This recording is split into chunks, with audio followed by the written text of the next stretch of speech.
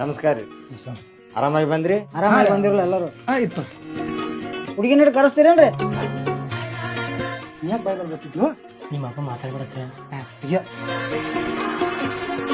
ಅಪ್ಪ ಹುಡುಗಿ ನನಗಿಂತ ದೊಡ್ಡಕ್ಕಾಗಂಗಿಲ್ಲ. ಈ ನೋಡಕ್ ನನ್ನ ಅಲ್ಲ, ನನ್ನ ಮಗಳನ್ನ. ಸಾರಿ ಸಾರಿ.